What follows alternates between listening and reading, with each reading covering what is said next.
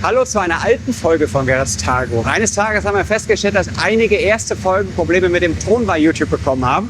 Das haben wir jetzt geändert, deswegen viel Spaß mit den alten Folgen.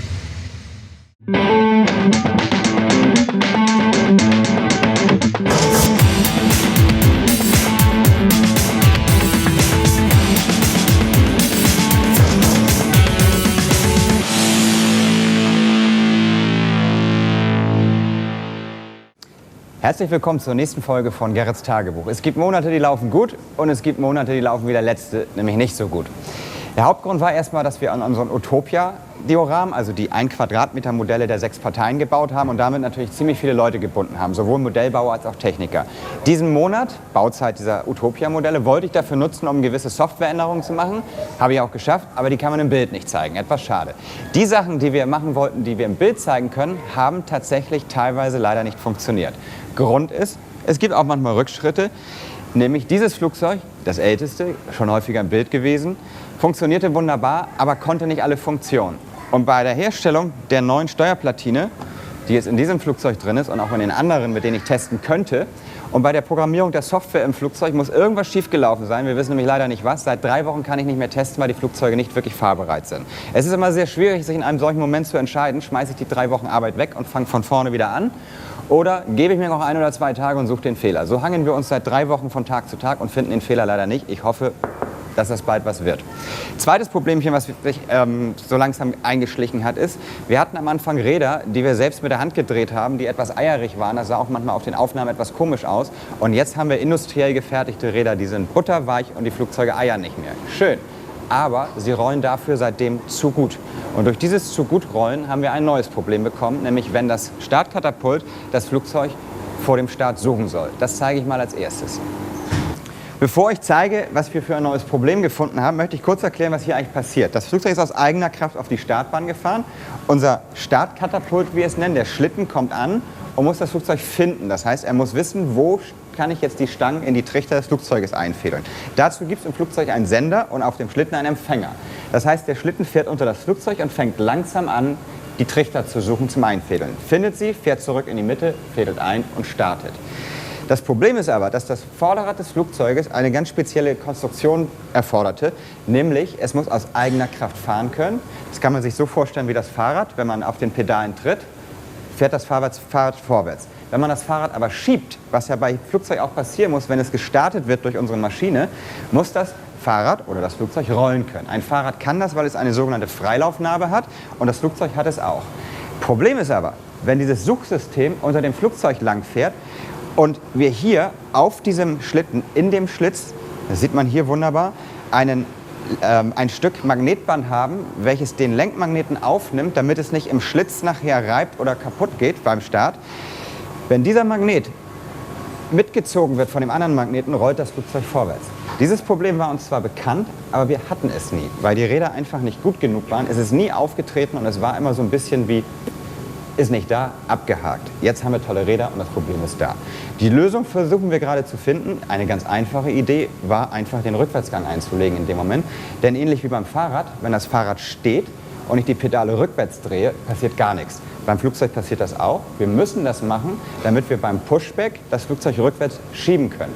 Denn auch wieder der Fahrradvergleich, wenn man ein Fahrrad rückwärts schiebt, drehen sich die Pedale doch mit.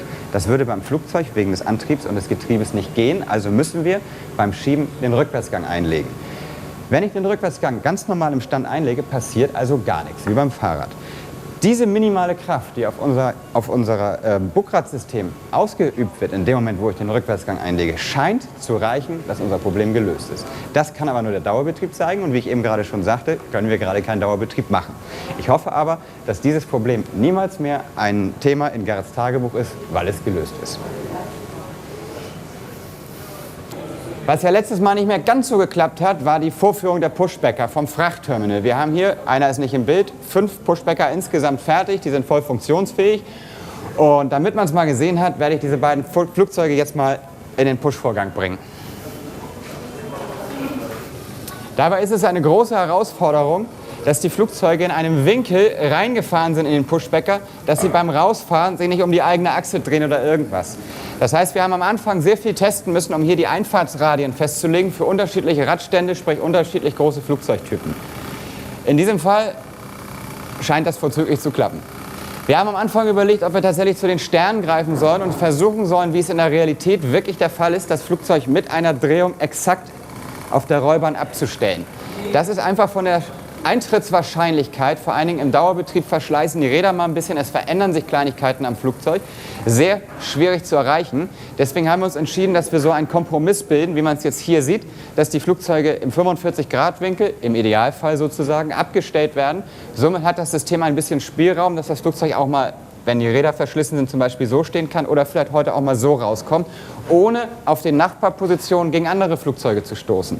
Nachher am großen Terminal, wo wir 9 solche großen Pushbacker haben, ist das nächste Problem, wenn ein Flugzeug in irgendeiner Form falsch rauskommt aus der Position, hier gegenüber stehen die nächsten Flugzeuge. Das heißt, wir haben uns wirklich entschieden, aus Sicherheitsgründen eine nicht ganz perfekt realistische Stellung der Flugzeuge nach dem Pushback einzunehmen, nämlich diese hier. Ist ein kleiner Wermutstropfen, aber es ist uns wichtiger, dass wir hier im 10-Stunden-Dauerbetrieb jeden Tag, 365 Tage im Jahr, sichere Pushbacks machen. Wenn die Flugzeuge rausgepusht sind, im Moment läuft das noch nicht im Automatikbetrieb, würde schon funktionieren, haben wir auch schon getestet, fahren die Pushbacker wieder ein und die Flugzeuge können aus eigener Kraft wegfahren.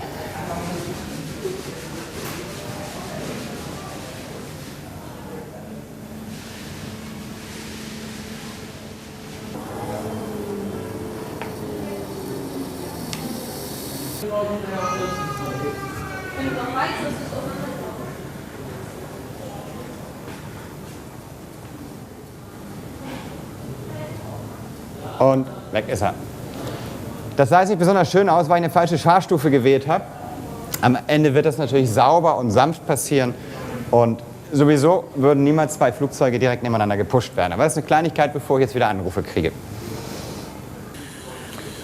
Unser vielleicht momentan größter Stolz in Bezug auf die K-System-Flughafenfahrzeuge. Und zwar ein Tanker. Wir haben den schon vor 3 Jahren versucht anzufangen zu bauen, weil so ein Flugfeldtanker gibt es einfach nicht fertig zu kaufen, weil es einfach sehr, sehr selten ist. Hat einen 40.000 Liter Tank, dürfte auf öffentlichen Straßen damit auch niemals fahren, weil er viel zu breit ist. Also wir haben versucht, diesen Tank selbst herzustellen, ihn zu gießen und irgendwas und haben dann zum Glück eine Kooperation mit den beiden Firmen RBP und AFS gefunden, die halt sehr viele solche Tanker einsetzen und haben gemeinsam so einen Tanker die Form herstellen lassen. Deswegen haben wir dieses Prachtstück jetzt hier endlich fertig und es ist schon fahrbereit.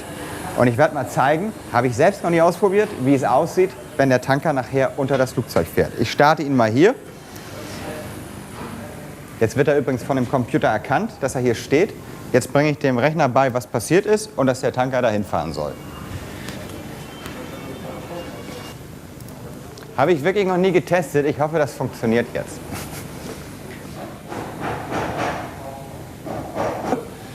Da wird vorher wieder gebremst, langsam um die Kurve gefahren und nach der Kurve wieder beschleunigt. Eine riesen Herausforderung, wo noch viel Kleinarbeit zur Justierung zu machen ist. Jetzt soll er auch wieder abbremsen, weil er hier zum Flugzeug abbiegen möchte. Ein Tanker wird sich bei so einem großen Flugzeug hier hinstellen und der zweite Tanker wird sich hier unter den Flügel, um von hier aus zu betanken. Auch haben wir versucht, immer alle Regeln einzuhalten, die es bei so einer Sache zu bedenken gibt. Zum Beispiel, dass bei Betankungsvorgängen die Fahrzeuge so geparkt werden müssen, dass sie in Fluchtrichtung stehen. Dass sie jetzt nicht mit Führer aus Richtung Flugzeug stehen, sondern damit sie schnell abhauen können, falls was passiert. Wir haben versucht, das an allen 36 Positionen haben wir, glaube ich, zu schaffen. Ich hoffe, es ist mir auch gelungen. Ich bin mir gerade nicht ganz sicher, aber ich glaube, ja. Was auch wichtig ist, was mir sehr viel Sorgen macht vor der Zukunft, ist, dass die Fahrzeuge immer unter den Flügeln durchpassen. Man kann die Baupläne von allen Flugzeugen, die wir bauen wollen, noch so lange studieren. Wenn nachher die Praxis einen dann einholt, ist die Sorge halt doch da, dass bei dem einen oder anderen Flugzeug der Flügel irgendwie flacher ist als geplant und das Fahrzeug nicht durchpasst. Bei so einem großen sicherlich kein Problem und bei den anderen wird es der Alltag zeigen. Dieses kleine Detail ist eventuell das, welches mich im letzten Monat wirklich am meisten begeistert hat, der Tanker. Aber wir haben natürlich auch andere Sachen ein bisschen geschafft, wie zum Beispiel, wir sind dabei, hier den Streifen für neben den Taxiways mit den Fahrzeugdepots weiterzubauen. Habe ich zwar letztes Mal angekündigt, sind wir noch nicht fertig, aber fleißig dabei. Wir haben eine Menge Häuser fertiggestellt für den Terminalbereich. Vielleicht werde ich über die Häuser in den nächsten Tagebüchern irgendwann auch mal ausführlicher berichten. Aber der nächste Monat steht wirklich voll im Zeichen des Fehlerfindens bei der Flugzeugsoftware. Da kann ich leider nicht so schöne Bilder von bringen. Und Weiterbau der eigentlichen, sagen wir mal so, Flughafenplatte, damit das endlich fertig ist und wir wirklich diesen riesen, enormen Teil von Technik verbaut haben und in die Feinheiten des Dauerbetriebs übergehen können. Ich bedanke mich fürs Zusehen und freue mich schon jetzt aufs nächste Mal. Tschüss.